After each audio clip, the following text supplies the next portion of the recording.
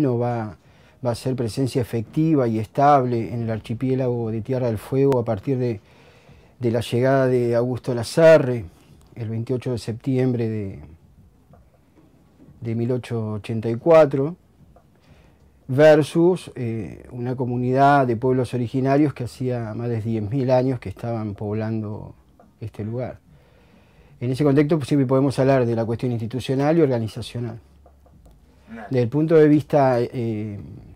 con la llegada del Estado argentino, en este caso de lo que yo denomino el EFA, que es el Estado Fueguino Argentino, nosotros lo que podemos ver es que desde el punto de vista, por ejemplo, esto como institución, Estado, hay una serie de valores que tienen que ver con su cultura organizacional que están intactos, que tienen que ver con la preservación de algunos intereses, de algunos particulares versus los intereses de la mayoría de la población, etc. O sea que podemos decir que hay un punto de encuentro en el pasado entre lo que le pasó a los pueblos originarios y el etnocidio, que es una forma de agresión, y lo que le pasa, por ejemplo, actualmente a los sectores postergados de las urbes de nuestra provincia en el siglo XXI. Específicamente yendo como a la historia de como Sí. más de y volviendo a lo anterior, te decía de que era uno de los, para terminar de completar eso, que era una parte de los mitos porque en ese momento, en 1884, cuando en la actualidad muchos creen de que Tierra del Fuego, del lado argentino, porque recordemos que es una isla de soberanía compartida con Chile, del Tratado de 1881 es la gran isla de Tierra del Fuego en este archipiélago, es binacional, tanto chilena como argentina, y trinacional de facto, le agregaría yo, porque tenemos una tercera nación que está ocupando desde 1833 una parte de nuestro archipiélago, que es Malvinas, y con la presencia del Reino Unido, que es un litigio que todavía continúa. Y también tenemos una parte plurinacional, que es la Antártida, porque hay un conjunto de naciones que se están disputando soberanía, por lo menos hasta que termine este tratado, que es a mediados de este siglo. Y bueno, que en ese contexto, entonces, no solo desde el punto de vista institucional, lo que tuvimos fue un nuevo estadio, con la provincialización en los años 90, en el siglo XX, pero que anteriormente tuvimos una sucesiva cantidad de gobernadores que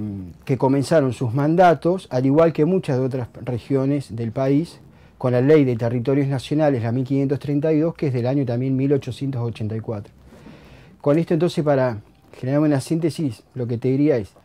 que no es que hay un poblamiento tardío o una colonización tardía sobre el territorio de la isla, por lo menos del lado argentino, sino que lo que hay es una intencionalidad política de no ver afectado el territorio por una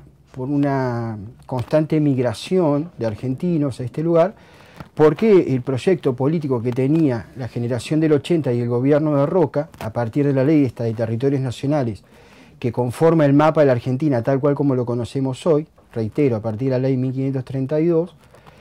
era constituir las grandes estancias para abastecer de lana a la industria textil británica. Entonces, no es que hubo un poblamiento tardío, sino que lo que hubo un desarrollo de su economía en función de intereses transnacionales que no veía con buen agrado que por lo menos el resto del país viera con cierta intencionalidad poblar este lugar. Lo que podemos hablar en Tierra del Fuego es del descubrimiento primero, por parte de Magallanes, algunas descripciones muy interesantes de Pigafetta, que era su escriba. A partir de ahí podemos hacer un reconocimiento de la presencia por más de 9.000, 10.000 años de estos pueblos originarios que estaban distribuidos en Tierra del Fuego, en la zona norte de los Shetland, los Haush, al centro meridional de la provincia, los Arakaluf y también los Yaganes en la zona sur, que eran comunidades que que preservaban su territorio, totalmente identificados con el medio,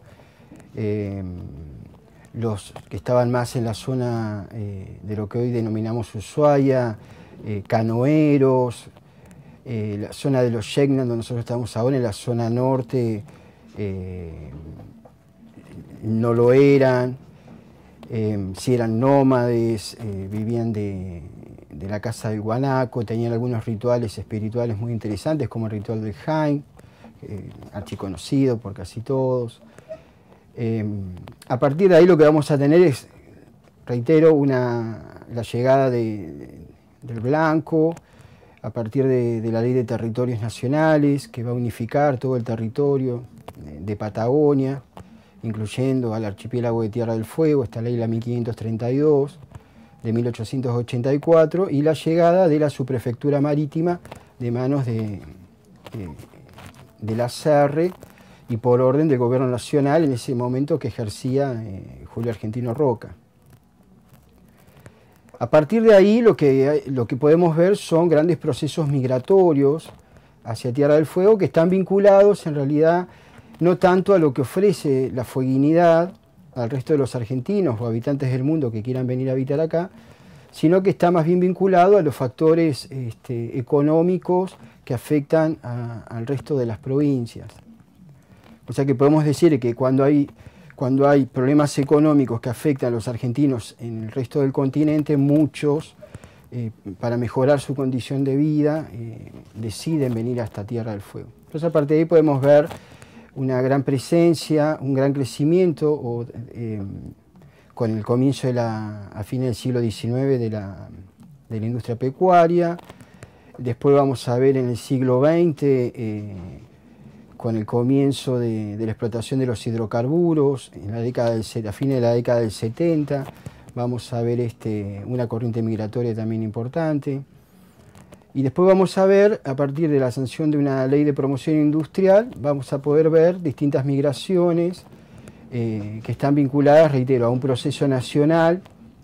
de retracción de su economía que hace que muchos argentinos decidan migrar a Tierra del Fuego para mejorar su calidad de vida. Volviendo un poco más atrás, cuéntanos cómo se desarrolló la industria pecuaria dentro de la isla. Bueno, es un tema muy interesante porque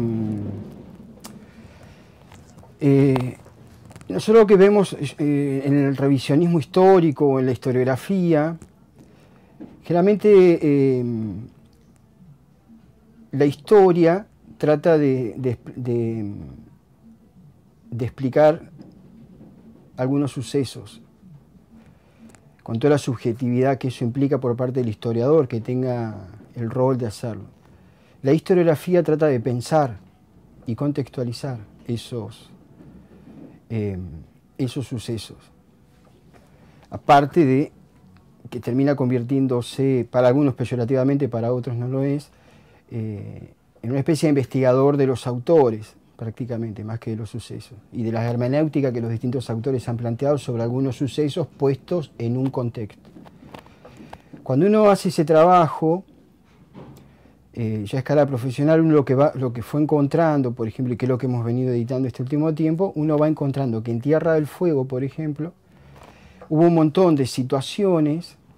que no están vinculadas especialmente al etnocidio de los Yecnan, que se han ocultado. Sí genera un marketing mucho más fuerte plantear en la actualidad, bueno, que se ocultó o que se pretendió ocultar ese etnocidio. Pero en realidad, lo que a mí como historiador me parece que lo más fuerte, que todavía hace falta más trabajo para sacar a la luz, son las vinculaciones políticas de los estancieros a los distintos gobiernos de turno, en función de generar una industria pecuaria en Patagonia Austral que pueda abastecer a la industria textil británica, y cómo se fue gestando ese proyecto. Nosotros cuando revisamos algunos autores, por ejemplo, podíamos ver cómo casi infantilmente se nos está planteando, inclusive hoy en el siglo XXI, que la industria pecuaria en Tierra del Fuego comenzó cuando el gobernador chileno Riet decide traer 300 ovejitas desde Malvinas y dejarlas en la estancia de San Gregorio de José Menéndez.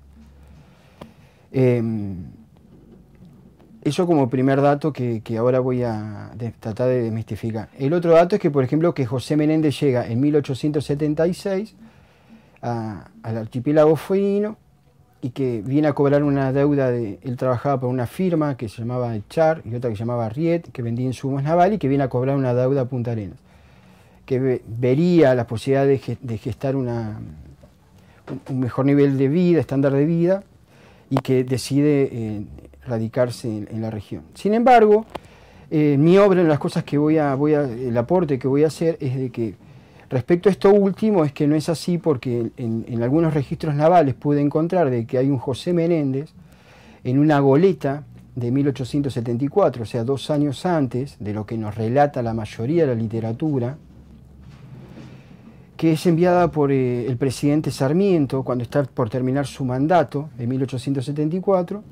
está a cargo del capitán Martín Garrico y tiene la finalidad de venir a resolver un problema con una embarcación norteamericana en lo que actualmente es la zona del Golfo de San Jorge o en la provincia de Santa Cruz. Ahí podemos ver que están todos los protopróceres de Patagonia Austral y entre ellos está José Menéndez. A partir de ahí, bueno, empiezo a desarrollar toda una serie de investigaciones para poder hallar cuáles son los vínculos entre este latifundista y la generación del 80 y la presidencia en ese momento de Julio Argentino Roca, para poder subir a esa embarcación que se llamó el Bergantín Goleta Rosales y llegar a Patagonia. Más aún cuando toda la literatura en nuestra región está planteando que él llegue en el año 1876. Y acá estamos hablando 2 años antes. Y respecto a lo primero, plantear de que no es que la industria pecuaria comenzó cuando trajeron 300 ovejitas de Malvinas y se la dejaron en la estancia de San Gregorio de José Menéndez, sino que lo que hay que hacer es contextualizar lo que está pasando en el mundo. Y en 1873 hay una gran crisis internacional, donde Gran Bretaña, esa crisis deviene de la guerra de secesión norteamericana. En ese conflicto bélico norteamericano se van a suspender las importaciones de algodón a Londres. Entonces lo que va a tratar de hacer, los ingleses van a intentar hacer es justamente sustituir esa importación de lana, ese producto de su industria